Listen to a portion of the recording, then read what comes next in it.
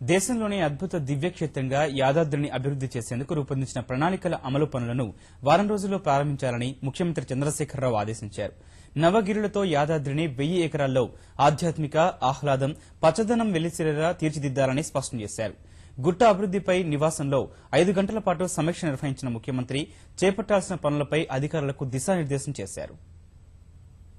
యాదాద్రి లక్ష్మీ నరసింహస్వామి ఆలయ అభివృద్ది ప్రణాళికలపై తెలంగాణ ముఖ్యమంత్రి కేసీఆర్ క్యాంపు కార్యాలయంలో సుదీర్ఘ సమీక్ష నిర్వహించారు. యాదాద్రి చుట్టూ ఉన్న నవగిరులపై చేపట్టాల్సిన పనులపై చర్చించారు. ప్రభుత్వం తుదిరూపునిచ్చిన అభివృద్ది ప్రణాళికలను వారం రోజుల్లో అమల్లోకి తెచ్చి పనులను మొదలుపెట్టాలని ఆదేశించారు. యాదాద్రి చుట్టూ ఇప్పటికే 943.2 ఎకరాల ప్రభుత్వ భూమిని గుర్తించామని, మరో 100 ఎకరాలను సేకరించి ఆలయ అభివృద్దికే కేటాయిస్తామని ముఖ్యమంత్రి వెల్లడించారు. ఆలయ అభివృద్దికి గత 2 బడ్జెట్లలో 200 కోట్లను కేటాయించామని గుర్తు చేసిన ఆయన, టాటా అంబానీలతో పాటు జెన్కో బెల్ సంస్థలు 500 కోట్లు విరాళం ఇచ్చేందుకు ముందుకు వచ్చాయని అధికారులకు తెలిపారు. యాదగిరి గుట్టపై ఉన్న 15 ఎకరాల్లో 5 ఎకరాలను ప్రధాన దేవాలయం కోసం వినియోగించాలని సూచించారు. లక్ష్మీ నరసింహస్వామి 32 అవతారాల ప్రతిమలను ఈ స్థలంలో ఏర్పాటు చేయాలని ఆదేశించారు.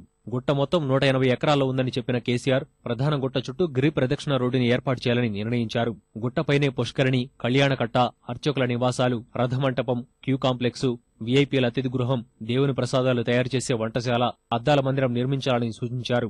గుట్ట దిగువన బస్టాండు, కళ్యాణ మంటపం, షాపింగ్ కాంప్లెక్సు, పూజకు వినియోగించే పూల చెట్లతో కూడిన ఉద్యానవనం, మండల దీక్షలు తీసుకునే వారికి వసతి కేంద్రాలను నిర్మించాలని సూచించారు. యాదాద్రి చుట్టూ ఉన్న ఇతర కొండలు, ఖాళీ ప్రదేశాల్లో ఉద్యానవనాలు, కాటేజీలు, అతిథి గృహాలు, పార్కింగ్ స్థలాలు, గోశాల, అన్నదాన భోజనశాల, శాశ్వత హెలీప్యాడ్ నిర్మించాలని కేసీఆర్ ఆదేశించారు. యాదాద్రి సమీపంలోనే ఉన్న బస్వాపూర్ చెరువును రిజర్వాయర్ గా మారుస్తామని, అక్కడే బోటింగ్, జలక్రీడలను ఏర్పాటు చేసి ట్యాంక్ బండ్ మాదిరిగా తీర్చిదిద్దాలని ముఖ్యమంత్రి ఆదేశించారు. గుట్టలోని 11 ఎకరాల్లో 3 అతిథి గృహాలను నిర్మించాలని, పాత యాదగిరి గుట్టను అభివృద్ది చేయాలని సూచించారు.